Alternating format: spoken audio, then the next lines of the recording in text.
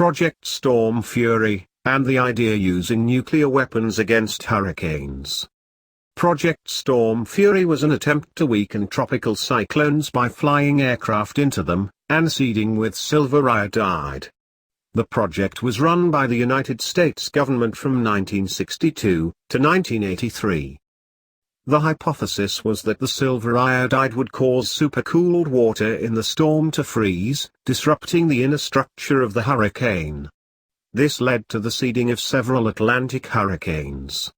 However, it was later shown that this hypothesis was incorrect.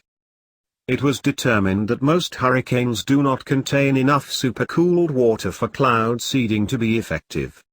Additionally, researchers found that unseeded hurricanes often undergo the same structural changes that were expected from seeded hurricanes. This finding called Stormfury's successes into question, as the changes reported now had a natural explanation. The last experimental flight was flown in 1971, due to a lack of candidate storms, and a changeover in NOAA's fleet. More than a decade after the last modification experiment, Project Stormfury was officially cancelled. Although a failure in its goal of reducing the destructiveness of hurricanes, Project Stormfury was not without merit. The observational data and storm life cycle research generated by Stormfury helped improve meteorologists' ability to forecast the movement and intensity of future hurricanes. We're deep in hurricane season, which means anyone living in coastal areas should be prepared. For one East Coaster, though, preparation looks a little different than just amassing candles, batteries, and bottled water. According to an exclusive report released Sunday by Axios, President Donald Trump has proposed using nuclear weapons on hurricanes to make them dissipate before they reach the United States. It's an ambitious proposal, but unfortunately, the science is not on his side with this idea.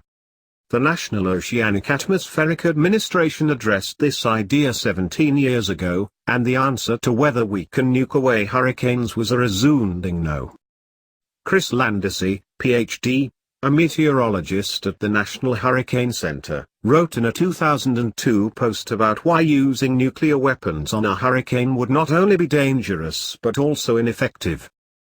Apart from the fact that this might not even alter the storm, this approach neglects the problem that the released radioactive fallout would fairly quickly move with the trade winds to affect land areas, and cause devastating environmental problems, he wrote. Needless to say, this is not a good idea.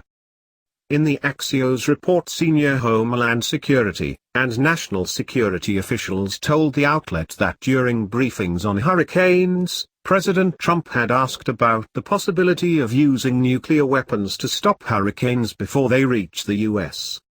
During one hurricane briefing at the White House, Trump said, "I got it. I got it. Why don't we nuke them?" According to one source who was there, they start forming off the coast of Africa. As they're moving across the Atlantic, we drop a bomb inside the eye of the hurricane, and it disrupts it. Why can't we do that?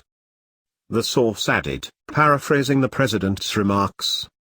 Aside from the fact that nuclear fallout would likely cause a generation of cancer for people on both sides of the Atlantic Ocean, it almost sounds like a decent idea, just blow away the storm clouds. But as Landisi points out, the physics simply don't work out. A fully developed hurricane can release heat energy at a rate of 5 to 20 by 1013 watts, and converts less than 10% of the heat into the mechanical energy of the wind, he wrote in 2002. The heat release is equivalent to a 10-megaton nuclear bomb exploding every 20 minutes.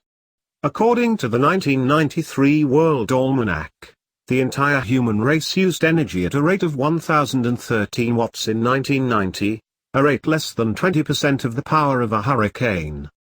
In other words, a hurricane generates so much more energy than a nuclear weapon that dropping a nuke into a storm would be little more than a burp in the wind. President Trump, for his part, denied the story, calling it fake news.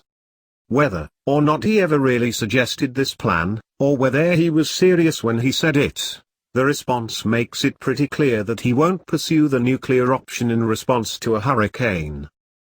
At least not this year.